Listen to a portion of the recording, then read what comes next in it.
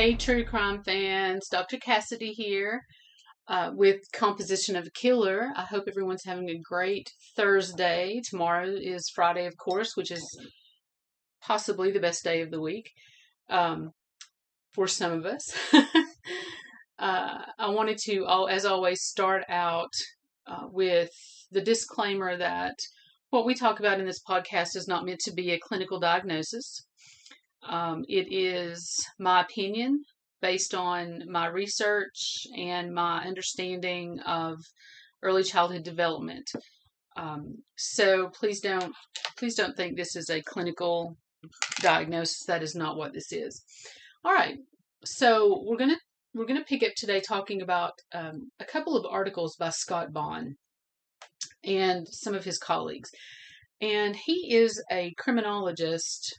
He also has a podcast. He's a TV commentator, public speaker. He's an author. He's done everything. But he focuses on serial killers, just like I do. And he wants to also understand what drives serial killers. So he has a series of really good articles that I wanted to share with you. Now, he posted this one. This was in September of 2019, so it does have some years on it, but it's still relevant. He talks a lot about how many serial killers seem to be completely devoid of meaning or motivation, which is not actually true. There's a great diversity in the needs and desires of serial killers that lead them to extinguish the lives of others, which sometimes the act or the process of murder can be an end in itself for them. One aspect, Bond says, of popularly held beliefs and media stereotype. I swear I cannot talk today. Jeez. Let me start all over. One aspect of popularly held beliefs and media stereotypes that often holds true is that most serial killers derive great satisfaction from the act of killing. The gratification they receive from the act of murder differentiates them from one-time murderers who kill incidentally. That is, to help commit or conceal another crime. Stated differently, serial killers have a chronic and overwhelming need to commit murder that distinguishes them from those who kill one time because it serves other criminal interests. And we know that. We've talked about, not exactly this, but similarly in the past, we've talked about how, their first kill may have actually been a surprise to them, but they find that the more they do it, the easier it gets. And they're driven by that power and that boost of adrenaline that they get from that kill. It also gives them that ultimate sense of power. It gives them this self-importance that they don't have in their real everyday lives. So they feel very powerful. They feel in control. And in fact, they are. They've controlled a person's life. They've controlled their actions. They're making decisions that really only God should be able to make. So there's many, many different motivators, but there's this dopamine high that they get when they kill. They also, people who are rapists, the same thing. It's a power struggle. It's a power thing. It's an adrenaline rush. It's that dopamine shot they get in the brain when they are committing the act. So while normal people, like myself, would get a dopamine fix from, let's say, eating chocolate, or some other food that I find comforting or, desirable, even doing pastimes that you find enjoyable. If you like to hike, you get a dopamine boost from that. If you like to do crafts or read books or travel, all of those things are connected to what makes us feel good, and therefore it becomes a bit of a pursuit for us, right? I'm always looking at what's the next book I'm going to read. I literally have a journal that has, book series, and then I just check them off as I go through. And I always have a plan as to what my next read is so that I'm not wasting time on that. I just dive right into it. Likewise, a serial killer, while they may not be quote unquote predators all of the time, it depends on if they are if they are a well planned out, a well planned serial killer, or if they're an opportunist. BTK was known as, one who planned out his attacks. He stalked his victims, and it was an opportunist thing for him to some degree. If he would follow their schedules, he would know when they were home, if they were alone, when the children came home. He knew everything about them before he went in to kill them, because that was his methodology, and he wanted that ultimate control. And of course, he was very successful in doing that. And then there are others who are opportunists. Ted Bundy would be an opportunist to some degree. He would find these women in, at the beach, and he would always have like a sling on his arm, like he's broken his arm, and he would ask for their help, and they would, because he was charming and handsome, he couldn't possibly be dangerous, so of course they're going to go help him. So he took those opportunities. He created those opportunities, and then he took advantage of those opportunities. And he really was only unsuccessful, I believe, twice. And of course, those women who were able to escape him, they testified against him in court. So he was, while his methods were very well thought out, he took opportunities. If he just randomly, this is a great opportunity, I didn't realize this was going to happen. That's why he always had a kill kit with him. Always had that duffel bag with him with all of his materials in it, just in case he ran across an opportunity to do it again. Now, it seems to be counterintuitive on the surface, but many serial killers are actually insecure individuals who are compelled to kill due to a morbid fear of rejection. In many cases, the fear of rejection seems to result from having been abandoned by their mother in early childhood. Also, something that we know, we talk about that out of, I think there's 30 some odd podcasts that I've done so far, and I would just make an observation that probably more than half of those are from abandonment or non-attachment from their mother, by their mother. So, I'm asking a question that you can't answer right away, but let's think about this. Who can you think of that we've discussed who really was an insecure individual and had a morbid fear of rejection? Can you think of anybody that we've talked about? I'm going to give you a moment.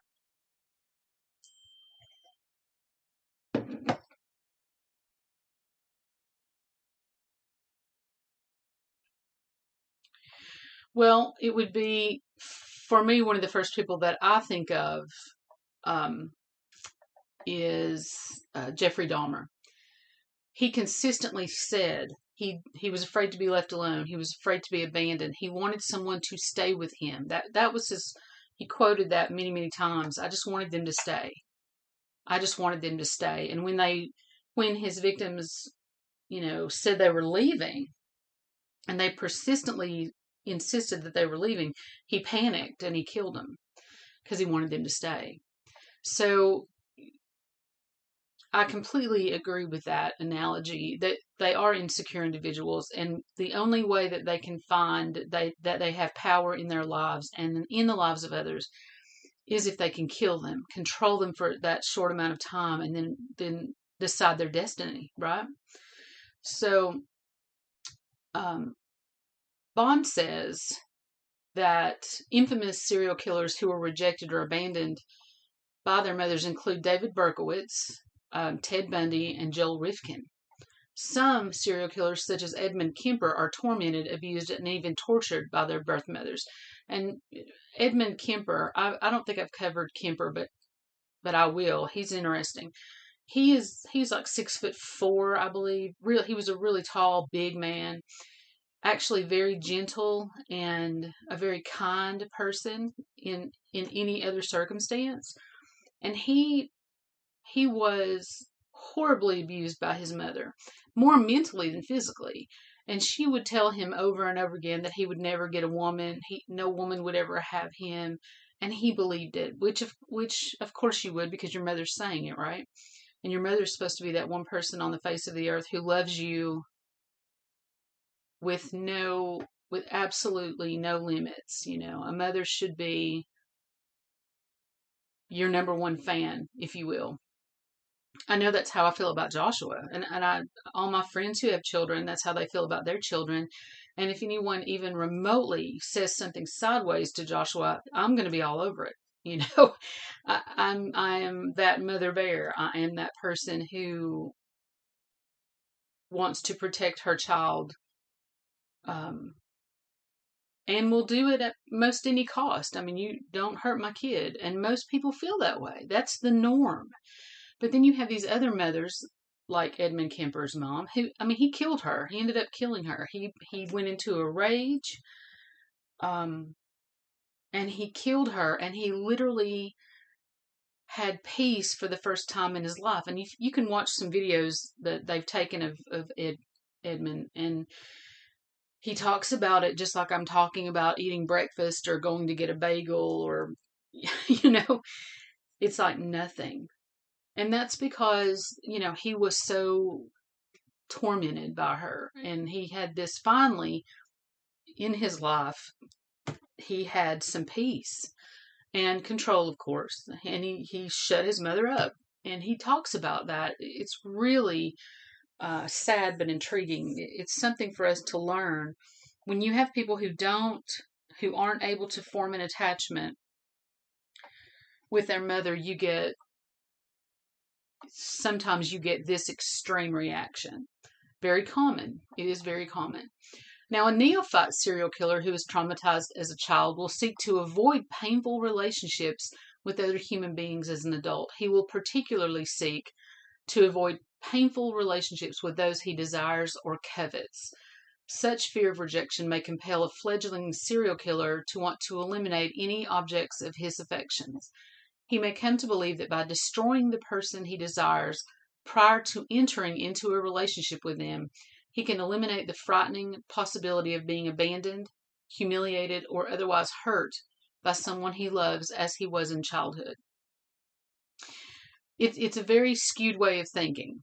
You don't even give someone an opportunity to love you because you're afraid they're going to hurt you. You know that that's imminent. It's going to come. So you just go ahead and you end their life. If I can't have them, no one else is going to have them, and I'll control this situation by killing this person.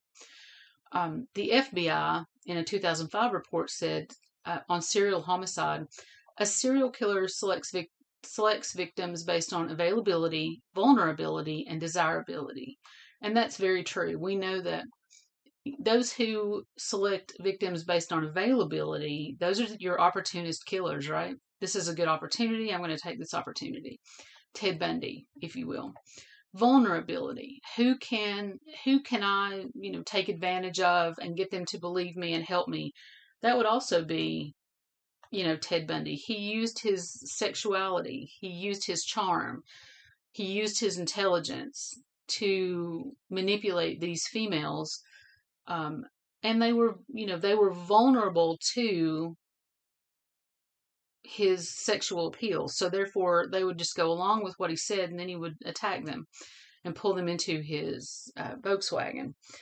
So you've got a lot of, in those cases, mind you. Now he did go into the university and go into their rooms and kill several students in that way, but that was really outside of what he normally does. He had escaped prison at that point, if you recall, and was basically out seeking that kind of thrill, that need to control his situation, and perhaps even he realized he would probably get caught again, and he wanted to have that